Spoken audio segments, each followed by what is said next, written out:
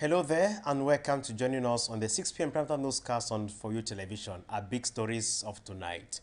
Ivorian officials have demanded their Malian counterparts to release their 49 soldiers arrested Sunday, July 10 and accused of being mercenaries to Mali, the twist of events which many fear could raise diplomatic tension between Ivory Coast and Bamako. Plus, former Rwandan state official Laurent Basiborota has been slammed 20 years jail term for complicity in the African nation's unforgettable genocide 28 years after.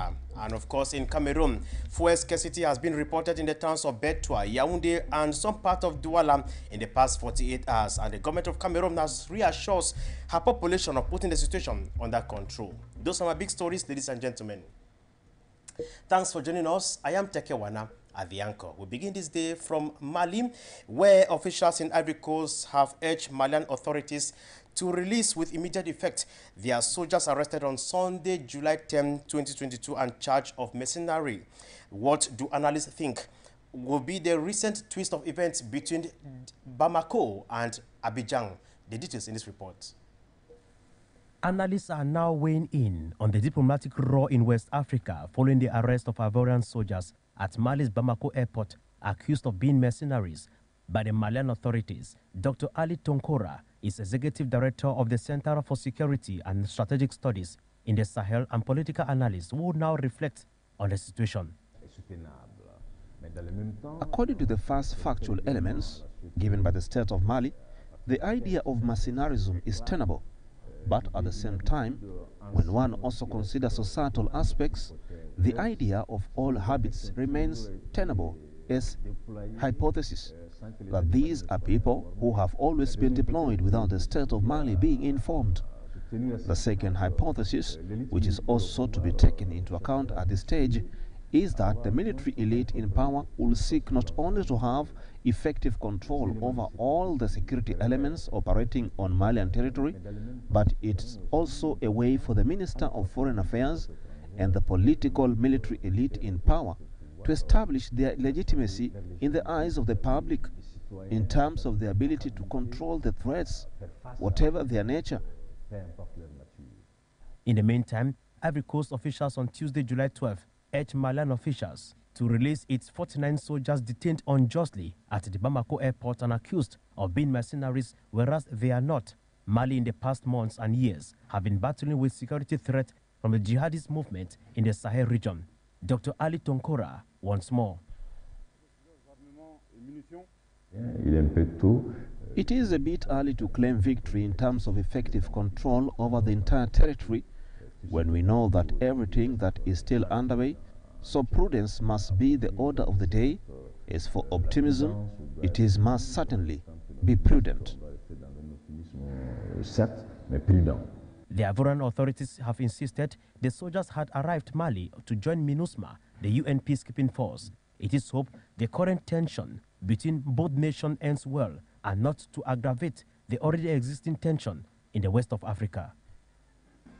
Let's continue talking about insecurity in the west of Africa in recent times, where of course we have countries like Togo, Burkina Faso and Mali, which of course have been to the spotlight of insecurity. We caught up with a human rights activist in Cameroon to get to understand just what he thinks about the ongoing insecurity in the west of Africa. And according to him, the bedrock of the problem in the west of Africa lies in history. Take a listen to him. The insecurity in Africa, especially in West Africa, is greatly being caused by the jihadists. And in this case, they are groups. You have two categories of groups. One of these groups is to ensure that the Western world doesn't have an effect on the African population. And the other is persons who are militias of the same Western world. Because most of these companies which are mining within this particular area, they are the major reason why most African countries will always go into conflict. Let us take the case of DRC Congo.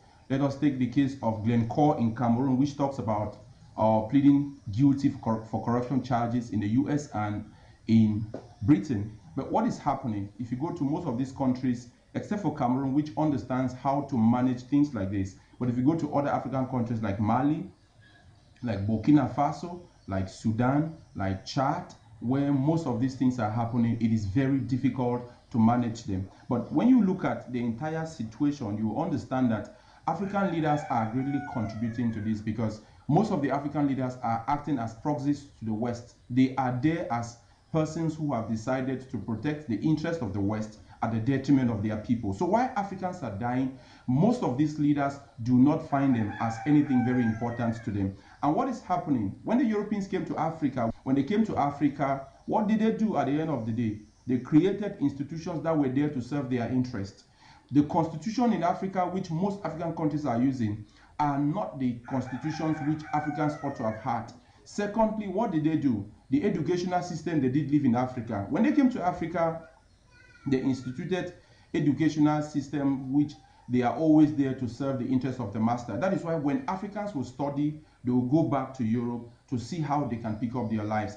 Now, who is supposed to be blamed for this? We have to go back to look at the leadership. And this has come to cause a lot of war within the regions, because if these guys had refused this from the beginning, then we ought not to have been where we are today. And also, we have most Africans who decided at a particular point in time to accept the constitution that was given to them because it did serve their interest.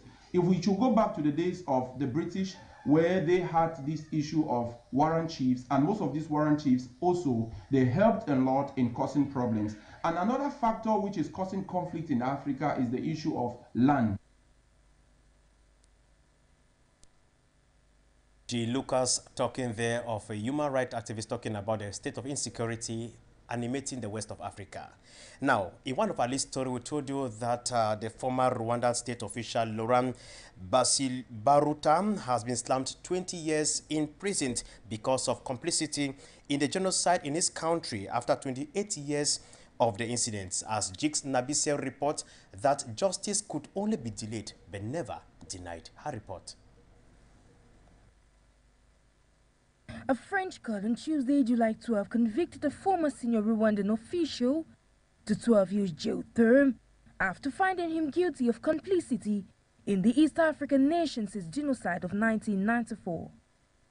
Laurent Basilbaruta is the highest-ranking Rwandan to have faced trial in France over the massacre, in which an estimated 800,000 Tutsis and Hutus died in 100 days of mass extinction.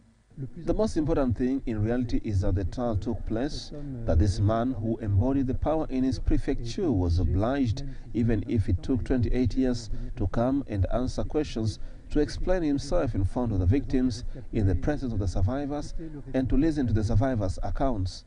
The United Nations had set up the International Criminal Tribunal for Rwanda in 1994 in Arusha, Tanzania, a few months after the genocide that killed mostly the ethnic Tutsis. 4 years after September 1998, the court became the first international tribunal to hand down a conviction for genocide. The court issued dozens of rulings from life sentences to acquittals before closing in late 2015. Shortly after that, its works were taken over by the Mechanism for International Criminal Tribunals Office in Arusha, where the overall court's chief prosecutor Serge Bames is based. We recall that Rwanda started trying genocide suspects in 1996, and on a single day in April 1998, 22 convicts were executed by firing squad. The impact of the Tutsi massacre is still fresh in the memories of the affected, and just a few survivors have been able to reconnect with their families. Felicien Kabuga, an alleged financier of the genocide, is due to be tried in no distant time at The Hague after the United Nations Court ruled in June that he was fit to stand. Kabuga, arrested near Paris in 2020 after 25 years on the run according to the United Nations, is accused to have helped created the Interahamwe Hutu militia, the main armed group involved in the massacre. Let's leave Rwanda and make a stop over to Togo, where newly elected ECOWAS President Umaru Sissoco is on a working visit in Togo to discuss the future of the country, which of course in recent months is been plagued with insecurity. As you tell us, Photo. For his first visit abroad after his election as head of the Economic Community of West African States, ECOWAS, Bissau-Guinean President Umaru Sissoco Embalo went to Togo. Officially, the strengthening of bilateral cooperation was the main purpose of this working visit to Togolese soil on Tuesday, July 12. The president of Guinea-Bissau, Umaru Sissoco, also current president of ECOWAS, was welcomed at Nyantugu International Airport by the head of state for Isozima Nyasimbe, according to a press release from the Togolese authorities. This official trip, a face-to-face meeting between the two leaders in Pia, during which diplomatic relations and cooperation between the two countries were discussed. Exchange also took place on the situation in the sub-region and the strengthening of integration within the space. Well-informed sources consulted informed that beyond bilateral issues, the meeting between the two heads of state focused on the actions to be taken in order to lead the elections and the re-establishment of a civilian government in Mali, Burkina, and Guinea. This is Umaru Sissoco Embalo's second visit to the Togo, after that of just over 2 years ago. Togo and Guinea-Bissau maintain excellent relations during the socio-political crisis that shook the Portuguese-speaking country. Togo deployed police and gendarmes as part of regional security and peace-speaking missions, ECOMIN 140 in total. These personnel were responsible for ensuring the security of the presidential election in this country, agitated by the repeated political crisis. The election of Umaru Sissoco Embalo at the head of the Guinea-Bissau had created favorable conditions for a return to the stability. Several countries participated in this security mission, including Burkina Faso, Nigeria, and Senegal, to all look for a common way out from the string of insecurity animating the west of Africa. And permit me remind you all that Togo is still under a state of emergency following litany of insecurity reports recorded in that part of the African continent.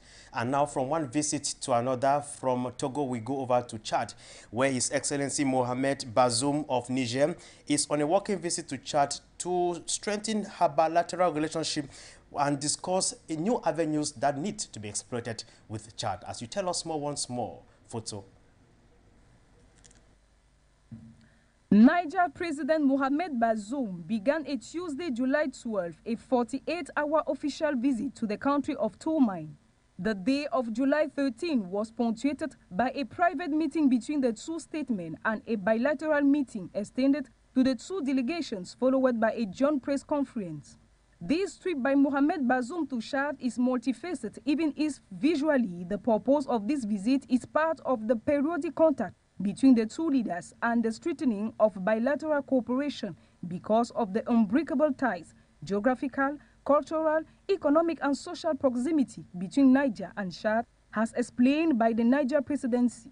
Subjects of common interest such as the security insurgency in the Sahel between Chad commitment in the central zone and in the fight against Boko Haram, economic issues of the two oil-producing countries as well as the prospect of Lake Chad treatment were on the menu of discussion between the President Mohamed Bazoum and that of the Transitional Military Council, Mahamat Idriss Déby. Another subject were the issues of Lake Chad with the strengthening of resilience and the strategy for revitalizing the living environment of nearly 50 million of the 4th member countries of Lake Chad Basin, commissioner especially at this challenging time the globe is into. Let's now talk something which, of course, is of pertinent to every African and the world at large. That is, of course, the rise of prices in basic commodities and fuel. Our reporter, Jigs Nabise, took interest onto this sad reality. And here comes her report. Like most countries abroad, African countries are facing a rapid rise in prices of consumer goods and fuel in the war in Ukraine that has endangered wheat and corn supplies. These crises, coupled with climate change has pushed about a quarter of Africans towards hunger, according to reports. Some time ago, the international community of the Red Cross warned that an estimated 346 million people in Africa, which is 1/4 of the population, was facing a food security crisis from the price hikes plaguing the continent. The causes, according to Dominic Stillhart, head of global operations, are conflict, drought, and increases in the cost of fuel. The acute price hikes in basic goods and commodities in most African countries has before now been affected by ongoing armed conflicts. With Russia and Ukraine being global exporters of wheat, developing countries like Egypt, Nigeria, Sudan, Libya, and a host of others have deeply been affected with the increase in prices of bread, fast food, and when there is a supply gap, most African countries turn to feudal impact. Nigeria, for instance, whose economy solely depends on fuel export from Ukraine to satisfy local demand, has been on hit as Nigerians protested in the West African nation. In a bid to address this global shortage and save the continent, Dr. Akinwumi, the senior president of the African Development Bank, said the bank is aiming to raise $1 billion to stay off the potential food crisis on the continent. Meanwhile, Dr. Adesina has foreseen the challenges in Europe as a possible opportunity for the African continent. It positions itself as a natural gas supplier to Europe, a boast Nigeria is talking about. Amidst all these, the Ubuntu mindset definitely could be a way out, and we could see African leaders heeding Dr. Adesina's call. And as a follow-up to that story, we come down to Cameroon, where fuel shortage has been reported in the towns of Bertoua, Yaoundé, and Douala in the last 48 hours. The government of Cameroon, in response, have reassured its population for calm, thus the situation is under control. Foto has the rest of that story. According to the Minister of Water and Energy, Gaston Elundu Esomba, the government has already taken measures to remedy the fuel shortage observed in some cities of the country for a few days. And so, on high instruction from the President of the Republic, significant financial resources have been mobilized to ensure the continuous payment of the price subsidies at the pump. This has made it possible to trigger since July 11, 2022, the unloading of 28,000 meter cubes of super, 22,000 meter cubes of diesel, and 12,500 meter cubes of Jet A1, which are currently being and gradually released for consumption. In addition, additional volumes of 88,000 meter cubes of diesel and 35,000 meter cubes of super are available in the waters and will be unloaded in the coming days. Note that the Minister of Water and Energy reassured people that despite the international situation characterized by the exponential rise in the price of petroleum products, the public authorities continue to take all necessary steps to ensure the continuous supply of gas in the national market to prevent more economic tension already witnessed in the country. It is hoped this effort by the government will help Cameroonians continue their daily activities despite the current challenges the nation is facing at the moment. And let's talk local development at this point in time, where the Douala 4 Council will, in the months ahead, begin benefiting from a project piloted by the World Health Organization under the Urban Governance for Health and Well-being scheme. Actors involved in the execution of this project met recently in Douala to discuss and identify some of those key projects that need urgent attention. Details in this report. Cameroon's humanitarian crisis has witnessed an increase in the past 5 years, and because alone, the government can't survive the different bullet shot with an open arm, they had to welcome the World Health Organization to help extend a hand of solidarity to the needy. It is against this backdrop, the Urban Governance for Health and Well-being program, piloted by the World Health Organization in collaboration with local councils, especially that of Douala 3, which of course can testify that her population of Brazzaville neighborhood today enjoy potable drinking water thanks to this project. Meeting, we are coming here to review and finalize the city action plan. The city action plan of the Douala city is one of the deliverables of this project, which support the different entities involved and the stakeholders in elaborating through a consensual and participatory project of this action plan. Nonetheless, the Douala validation plan, we are told by the officials involved in the identification process of projects, seeks to assist particularly internally displaced individuals residing in the Douala 4 subdivision, especially at this challenging time when the society is faced with the cholera outbreak and COVID-19 pandemic still roving. Aside health, the project also seeks to beef up the capacity of town planning officials of the council area to better handle demography issues, which has for over the years been a thorn on the flesh of the council officials.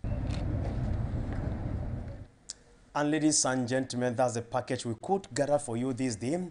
God willing, we shall be back here same time tomorrow for what must have made us in Cameroon, Africa, and the world. Until then, from Ouagadougou, Burkina Faso, down to Jamena, Chad, passing through Libreville, Gabon, and landing in Bata, Equatorial Guinea.